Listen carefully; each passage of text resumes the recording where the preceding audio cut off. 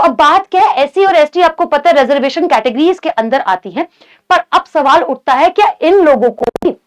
Reservation दिया जाए जो लोग अमीर हो चुके हैं, जो लोग सामाजिक रूप से, आर्थिक रूप से, वह हम कह सकते हैं आप लोगों का स्ट्रांग हो चुके हैं, आर्थिक यानी कि पैसा इनके पास आ चुके हैं, अमीर ये लोग हो चुके हैं। देखिए अगर हम बात करें रिजर्वेशन सिस्टम का अर्थ क्या है, रिजर्वेशन जो है वो करेक्शन के लिए लाया गया एक हम कह सकते हैं मेजरमेंट है कि भाई जो अमीर लोग हैं क्या उनको आज भी आप अमीर लोगों को और अमीर बनाते जा रहे हैं, या फिर अगर हम बात करें जो गरीब लोग हैं उनका हक जो है वो कहीं ना कहीं खत्म हो रहा है। ये क्रीमी लेयर वाला जो कंसेप्ट है ना वो ओबीसी के अंदर आप लोगों का लागू होता है, बट एससी और एसटी के अंदर लागू नहीं होता। यही चर्चा जो है हम इस वीडियो के अंदर करने वाले हैं, कुछ आर्टिकल्स को इसके अंदर हम कवर करेंगे जो कि शायद से हमारे संविधान का उल्लंघन भी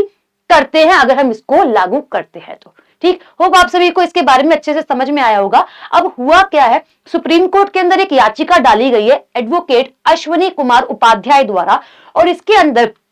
जो आप लोगों की इसकी बेंच जो करी गई या फिर इसकी इस याचिका पर जो सुनवाई करी गई है वह आप लोगों के सीजेआई जो कि हमारे सूर्यकांत है उनके द्वारा, और साथ ही जस्टिस आप लोगों के जॉय माल्या बागची द्वारा जो है वे करी गई है। अब इन दोनों ने मिलकर इनकी याचिका पर काम क्या करा है, सरकार से जवाब मांगना शुरू कर दिया है कि आप बताएं क्या अमीर को आप और अमीर करना चाहते हैं, जो रिजर्वेशन सिस्टम पहले से चलता हुआ आ रहा है क्या वही चलता रहेगा, या फिर आप इसके अंदर कुछ बदलाव अब और भी जो है वह करेंगे। समझे हो? अच्छा, अब क्या है आप लोगों से क्रीमी लेयर जो कि हम ओबीसी के बारे में बात कर रहे हैं, इसको डिफाइन कैसे करा गया है ना, डिफाइन की भी बात होती है। जो सालाना एक व्यक्ति क्या कर रहा है, 8 लाख से ऊपर कमा रहा है, या फिर हम ये बोले कि उसके फैमिली में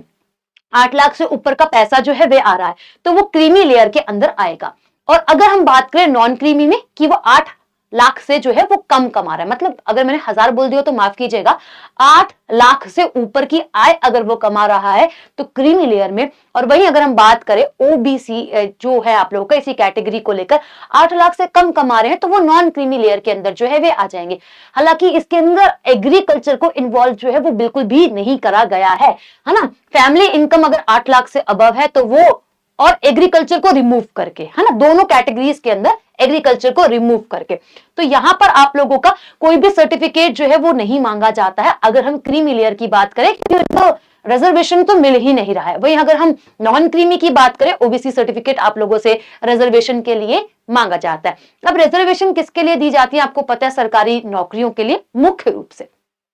है ना,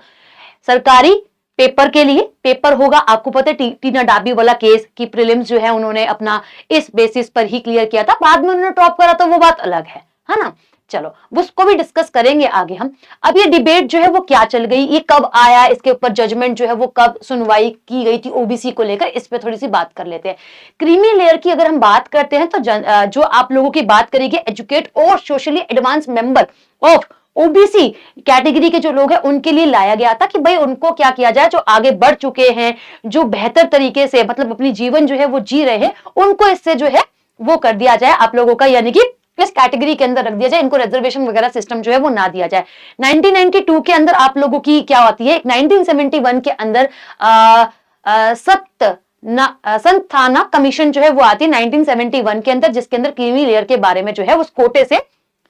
कोटे के बारे में जो है वो बात करा जाता है। वहीं अगर हम बात करें आप लोगों से इंदिरा स्वाने के बारे में, जजमेंट आता है 1992 में, जिसमें SC directed creamy layer among OBC be excluded from the quotas benefit. चलो ये तो अगर हम बात करें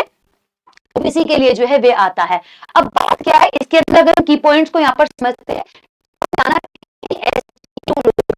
उनको आप क्रीमी लेयर के अंदर डालने की बात जो है वे रखी जा रही है। हालांकि इस अभी कोई भी मतलब क्या कह सकते हैं डिसीजन मेकिंग जो है वो नहीं हुई है, खाली अभी जो है वो आप लोगों का काम जो है इस पर चल रहा है। तो सूर्यकांत जी के पास में गया और आप लोग के जॉयमाला बागची के पास में जो है ये याचिका है वो पहुंची है। इसमें बोला गया कि सोशली इकोनॉमिकली जो एडवांस लोग हैं एससी एसटी, उनको आप लोग क्या करें, उनको से जो है रिजर्वेशन वाले सिस्टम से जो है वो रिमूव कर दे, क्योंकि उनके पास अपने खुद के ही बेनिफिट्स है, पहले से ही वो अमीर है। अब बात क्या करता है, बात ये करता है कि कहीं ना कहीं हमारे संविधान 14, 15 और 16 का उल्लंघन जो है इसके कारण हो रहा है। इसी के साथ साथ बात करी जाए आप सभी से, तो क्या है, आप लोगों के समय समय पर पेटिशन जो है वो भी डाली जा रही है कि भाई एज में रिलैक्सेशन मिल रहा है। वहीं अगर हम बात करें अटेम्प्ट में भी आप लोगों को रिलैक्सेशन जो है वो मिल रहा है। ये सारी चीजें यहाँ पर जो है वो डिस्कस की जा रही है। जब हम आर्टिकल 14 की बात करते हैं तो आप सभी को पता है right to equality, right to equality यानी कि हर किसी को आप लोग क्या करें, समान दृष्टि से देखें और समान जो क्या कह सकते हैं, एक शब्द हम यहाँ पे बात रखेंगे कि समान दृष्टि से देखें। आप लोग किसी को भी जो आप लोगों के सिटीजन है उन सबको आप लोग क्या करें, एक तरीके से यानी कि इक्वल जो है वो ट्रीट करें। कहने का मतलब तो इसका यही आएगा। अच्छा, इसके बाद अगर मैं बात करती हूँ आप लोगों से कि सब बराबर है सरकार की नजर में, इन शॉर्ट हम ये बोलेंगे। वो बात करते हैं आर्टिकल 15, आप लोग डिस्क्रिमिनेशन जो है वो नहीं कर सकते हो, यानी कि जन्म स्थल, लिंग, रंग, भेद के आधार पर आप भेदभाव जो है वो नहीं कर सकते हो भाई। ठीक है, चाहे वो महिला हो, चाहे वो बच्चा हो, चाहे वो आप लोगों का बैकवर्ड क्लासेस से क्यों ना हो, ऐसी ST से ही क्यों ना हो, स्पेशल प्रोविजन जो है वो क्यों ना हो। अच्छा, आर्टिकल 16 हमारा क्या कहता है, equality of opportunities in a public employment. भाई देखो, हम क्या बोल रहे हैं कि हर किसी को समान अधिकार जो है वो दिया जाए। हाँ, हर किसी को समान अधिकार दिया जाए, यानी कि वो जॉब जो कर रहा है, चाहे वो SC हो, SC हो, EWS हो या फिर अदर बैकवर्ड क्लासेस से ही क्यों ना आ रहा हो, यहां पर आप क्या कर सकते हो, इक्वल अपॉर्चुनिटी होगी जॉब के लिए। भाई अगर हम बात करें आप लोगों की अनटचेबिलिटी, एबोलिशन ऑफ अनटचेबिलिटी, यानी कि छुआछात वाली जो प्रथा है, आप रंग भेद के आधार पर भी या फिर किसी को आप ये नहीं कह सकते कि आप उच्च जात के हो, नीच जात के हो, इसके बारे में आप लोगों का आर्टिकल 17 जो है वो बात रखता है। वही अगर हम बात करें आर्टिकल 19, फ्रीडम ऑफ स्पीच के बारे में बात करते हैं कि आप अपनी बात जो है वो रख सकते हो, आपको अपने बोलने का अधिकार है, आपको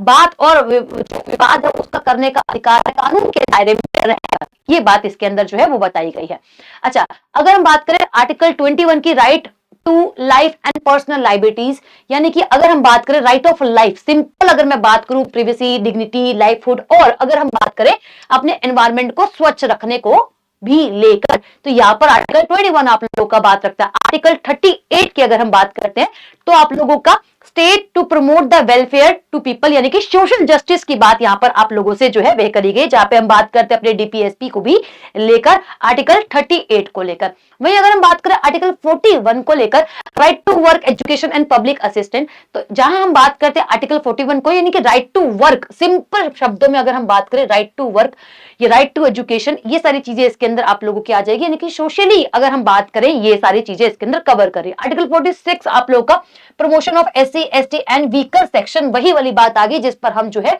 वो डिस्कशन यहाँ पर कर रहे हैं, यानी कि इनके हितों का संरक्षण करना, शेड्यूल ट्राइब, शेड्यूल कास्ट या फिर अदर वीकर सेक्शन है, उनका जो शोषण पहले करा गया है उसके हितों के लिए यहाँ पर जो है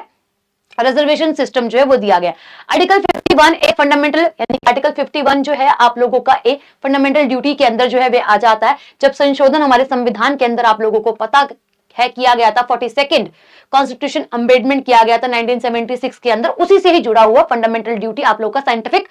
टेम्पर्स। ठीक है, यानी कि अगर हम बात करें आप सभी से इस आर्टिकल को लेकर, तो यहाँ पे साइंटिफिक थिंकिंग जो है वो अपना व्यक्ति जो है वो रख सकता है। इसी के साथ साथ अगर हम बात करें आर्टिकल 335, यहाँ पर आप लोगों को claim of SC and ST services के बारे में बताया गया है, यानी कि इन पर जो है वो ध्यान दिया जाए, और लेकिन आप लोगों से काम की क्षमता को जो है वो बनी रहे, ये इसके अंदर जो है वो बताया गया है। हालांकि अगर हम वीडियो को भी क्लोज करेंगे तो ये आपको फिर से बताएंगे कि गाइस इस पर बात चल रही है कि इन लोगों को भी आप लोगों का क्रीमी लेयर के अंदर डाल दिया जाए जो लोग अमीर हैं, क्योंकि अमीरों को और अमीर बनाना नहीं, बट रिजर्वेशन का सिस्टम ये है कि आप लोग क्या करें, उनमें करेक्शन करें, उनमें सुधार करें। जो लोग अमीर हो चुके हैं उन्हें उस कैटेगरी से हटाए, उनको रिजर्वेशन ना दिया जाए। जो गरीब लोग हैं, जो सच में हकदार है, जिनके हक कहीं ना कहीं मारे जा रहे हैं, उनको हक दिया जाए। इसलिए ये वीडियो जो है वो आप लोगों का बनाया गया। इस पे जो भी स्टेटमेंट या फिर जो भी आप लोगों का डिसीजन मेकिंग होगी उसके बारे में भी आप लोगों को नेक्स्ट वीडियो के अंदर जरूर बताया जाएगा। अभी के लिए धन्यवाद।